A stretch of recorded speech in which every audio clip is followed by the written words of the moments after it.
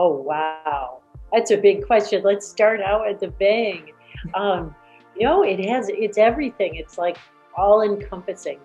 I really love so much. I just like there's never enough time in the day.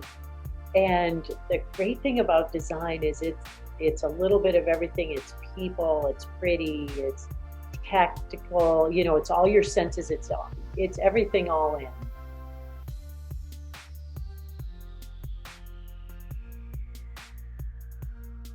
I expanded my interest, and of course, I love so much and love fashion and color and design. And there was an opening. I was living in Boston at the time, and there was a position with Talbot's, and the home base is in Hingham, which is so pretty. This swanky little town, south of Boston. And so that was fun, and I got in the catalog development business. And at the time, of course, catalogs were hot, hot, hot. We had started a family, had a little baby at the time, and I think I just was feeling, some days I'd leave at, 6 in the morning, and I wouldn't see her again until almost she was asleep. Oftentimes I'd take the 8:15 train home. And so that, you just realize you're just sort of passing in the night.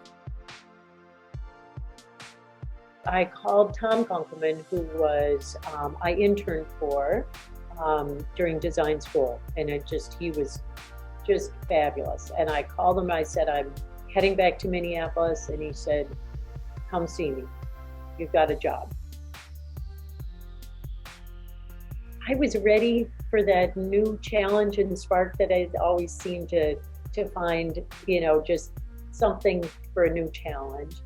And I was ready. I was ready. And I would say also my husband, David, my darling sweetheart, is very supportive. And he was like, you can do this. Just go for it.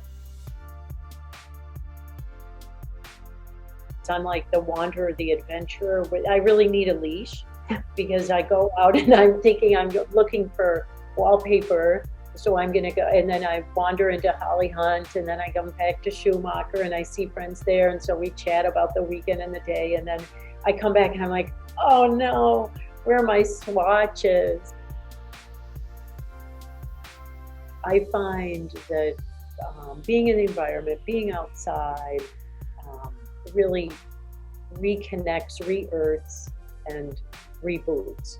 So for me, it's key, definitely on the weekends or whether we're traveling, is to connect again.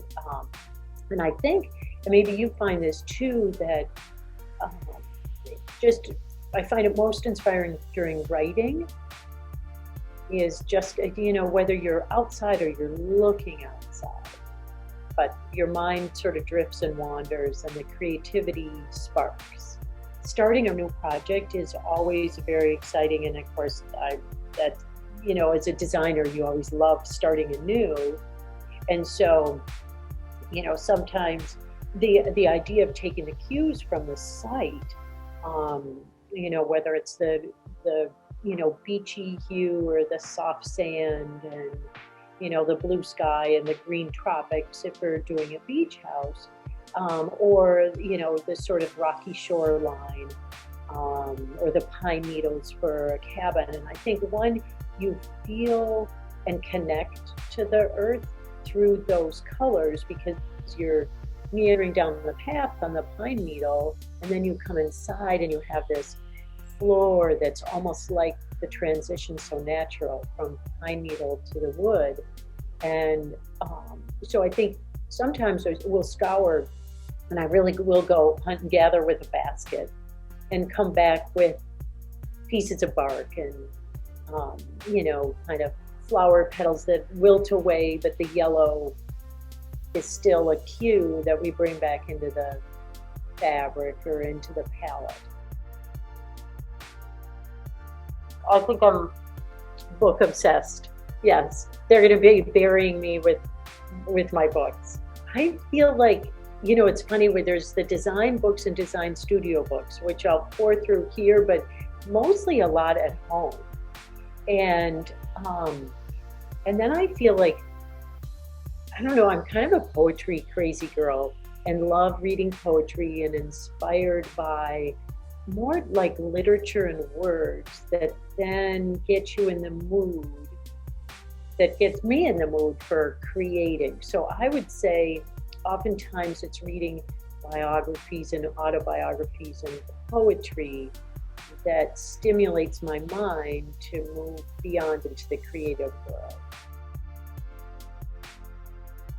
So I think it's really what gets, I mean, it's the important part, the hard part, the necessary part. And if you don't have time, I mean, I couldn't not have time for that, for sure. That's, so, and I think together in our studio, it's really top of mind for all of us, giving back to the community and making a difference.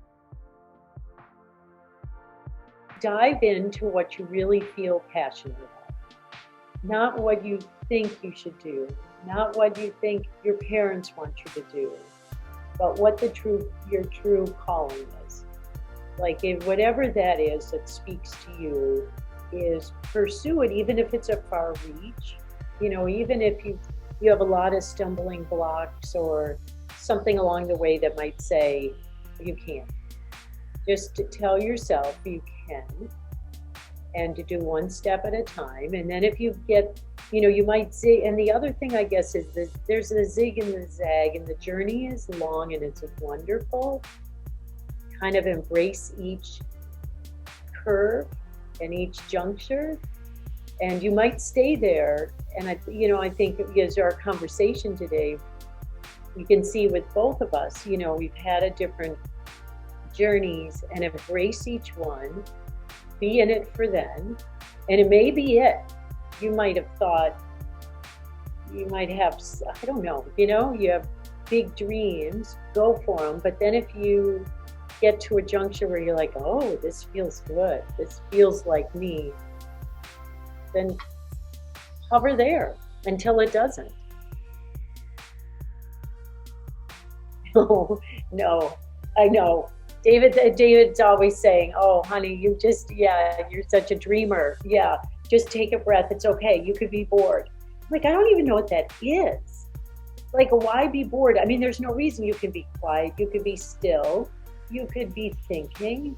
You could be pensive, you know, reading. But how bored is, like, that's a cop-out. We had a fun blue sky day right after the new year where we designed our superhero capes. We decided we needed superpowers and we needed to prepare our capes for 2021 to really be ready. We were inspired by different superheroes, but then we kind of created our own based on our personality. But Wonder Woman got me all fired up.